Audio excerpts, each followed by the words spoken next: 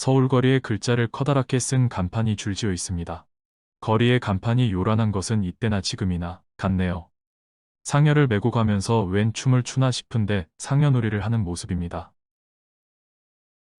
출상 전날 상여꾼들이 빈 상여를 메고 춤과 노래를 하며 마을을 도는 겁니다. 햇빛이나 비를 막기 위해 쓰는 삿갓입니다.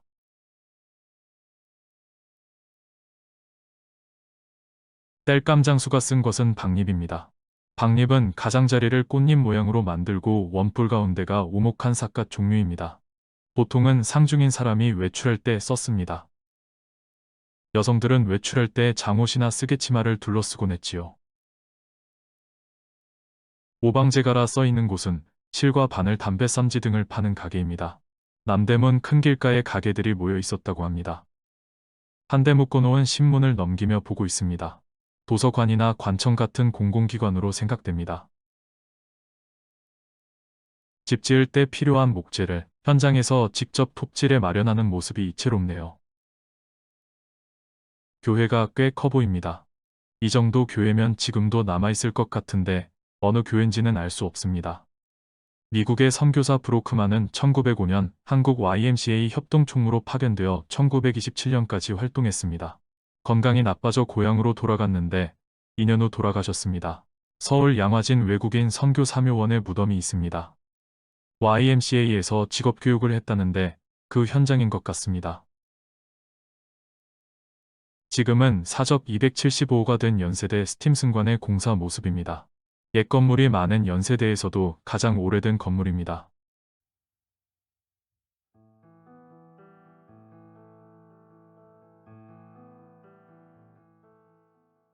아직 육상교통이 덜 발달했던 시절, 큰 짐은 배로 나르는 게 편리합니다.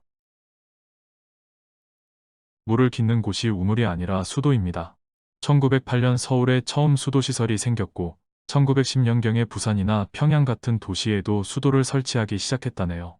물론 집집마다 수돗물이 들어간 건 한참 뒤의 일입니다. 간판 하나에 두 가게가 붙어 있습니다. 간판 왼쪽과 오른쪽에 각각 주인 이름이 적혀 있고 취급하는 품목도 다릅니다. 넓은 공터에 소시장이 섰습니다. 배경에 보이는 건물과 2층 물로는 어디일까 궁금하네요.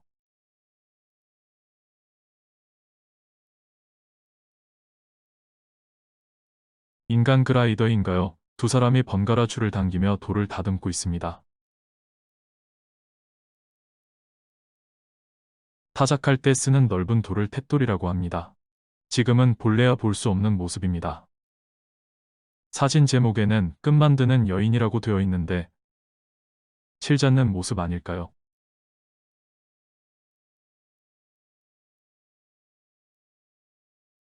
옛날 사진에서 빠지지 않는 장면, 빨래하는 모습입니다. 뭐든지 머리에 이고 나릅니다. 나무 함지박이라 꽤 무거울 텐데 신기하네요. 수레가 발달하지 못한 우리나라에서 큰 짐을 나를 때는 지게가 짱입니다. 땔감도 지게로 나르고 물통도 지게에 매달아 나릅니다.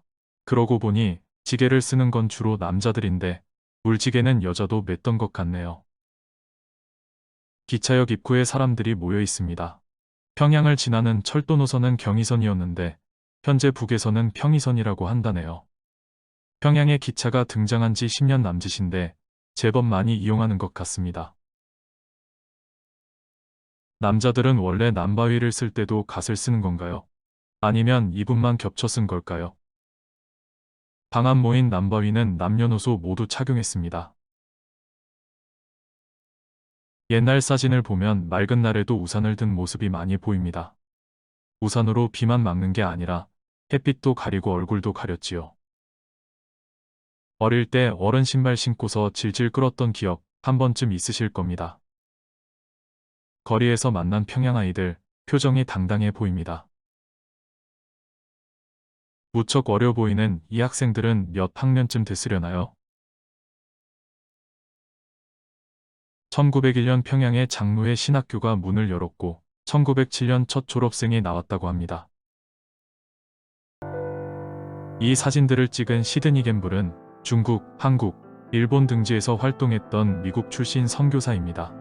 한국에는 1910년대 후반과 1920년대 중반에 왔는데 사진은 대부분 1910년대 것이 남아 있습니다.